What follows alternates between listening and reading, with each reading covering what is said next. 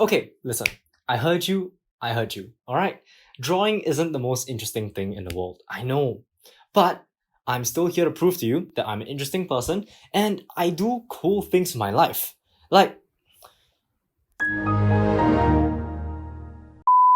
okay, you know what? I'm not gonna tell you I'm interesting. I'm gonna show you by showing you all the interesting things that I do in my life.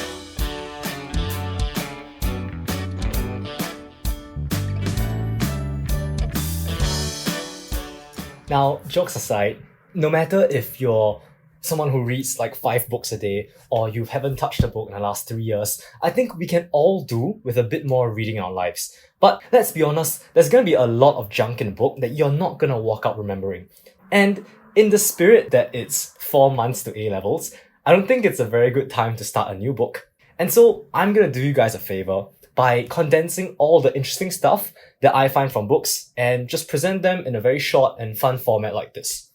And as a bonus, you can pass off watching my videos as revising for your exams. So today, we're going to be discussing basically everything you need to know about the book Smarter Than You Think by Clive Thompson.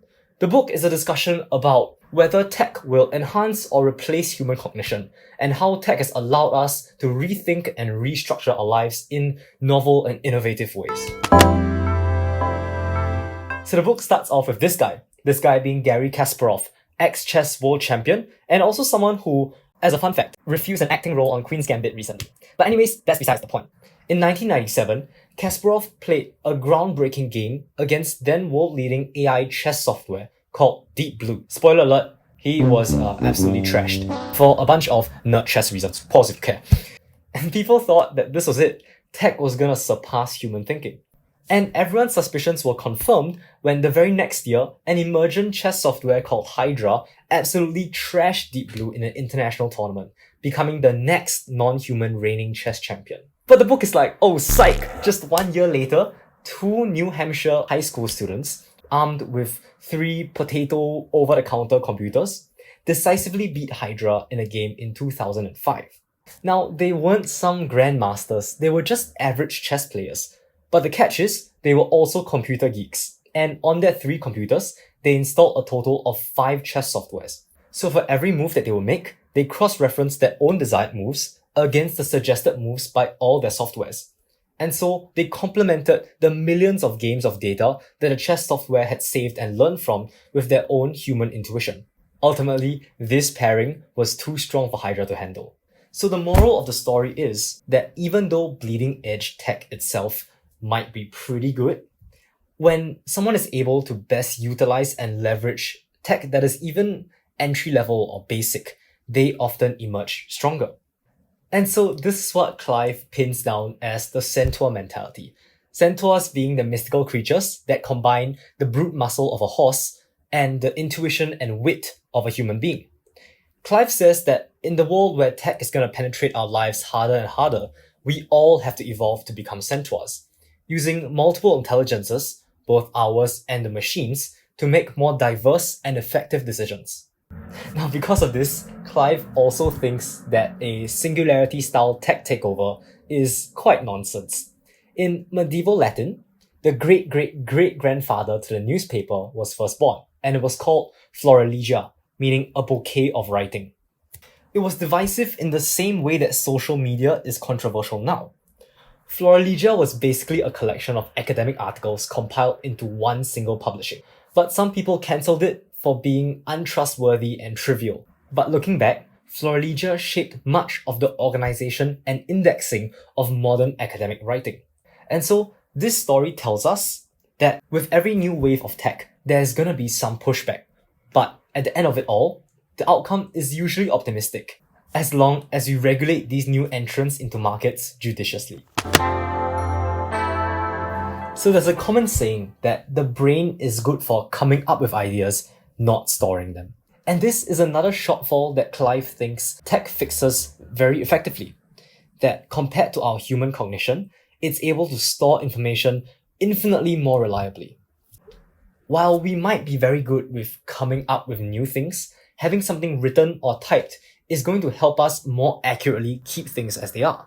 What's better is that tech and the way it helps us communicate can break the trend of multiple discoveries, which is a phenomenon that says that in the same set of social circumstances, humanity tends to arrive at the same scientific discoveries. For example, just think Newton or Leibniz for calculus, or Edison and Tesla for electricity. These occurrences are less common today because tech helps us connect with news of novel discoveries from all over the world, making it a lot easier for scientists to pick up new research from where last research teams had left off. Academia can effectively build on the work of one another. And so, tech has accelerated the evolution of the modern psyche and catalyzed numerous important innovations along the way. So, for this next bit, the book gets kind of dark. While tech is great for us as individuals, it's also very important for societies as an enabler of social change. For example, tech has been at the center of numerous protests recently. In Egypt in 2012, dictator Hosni Mubarak was ousted from office after a 30-year reign by the campaign Kulina Khalid Sayed, or We Are All Khalid Sayed, which was a movement that germinated on Facebook after the murder of computer scientist Khalid Sayed sparked an anti-establishment powder keg. In the US, the internet played a major role in bringing people together for the Million Hoodie March, in protest of police killing Trayvon Martin in 2013. In Sichuan, China, netizens emboldened by one another via Weibo and QQ swarmed the streets in a large-scale environmentalist protest against the proposed construction of a power plant, which was known to be poorly regulated and extremely pollutive. And so tech allows inspired changemakers to tap into coordination. A single protester might be easy to arrest on the streets, but much less 5,000. And so by pooling resources and manpower, the public is able to match the coordination of authorities. Just think of organized police forces or state media control. Ideologically, this is important to break what's called pluralistic ignorance, which is some people's misunderstanding that those around them don't share the same sentiment for change, which is actually untrue. As the same like-minded changemakers gather together on social media, it's usually a reassuring signal that there's more like us out there that want things to change. And from there, reform usually follows much faster.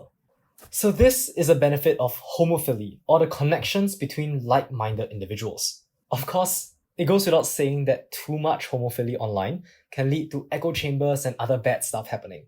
So Clive says it's very important to calibrate the level of homophily that's allowed in online spaces.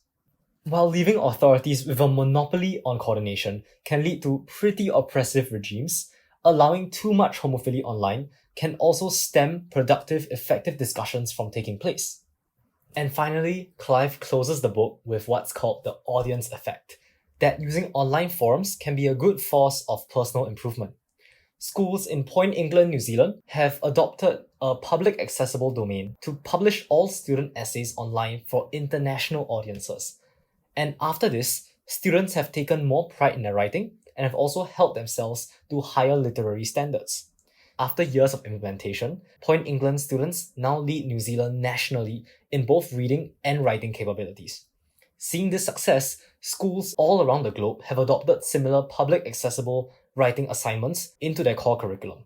Through tech, these assignments help kids realize that their writing can have a positive impact on their communities, subsequently spurring them on to write better. And that's also how I justify making these videos instead of studying, which I should. So that was the book, basically. Basically, tech has been a big part of our lives and cognitive development in both a personal and a societal scale. That's the point that Clive is trying to drive home. So if you're interested about this topic, I strongly encourage you to read the book in full, and also let me know if this format is helpful. I always wanted to use this platform to kind of at least help people learn something and take away something new, basically. Hey, this thing needs a name. I wonder what we should call it.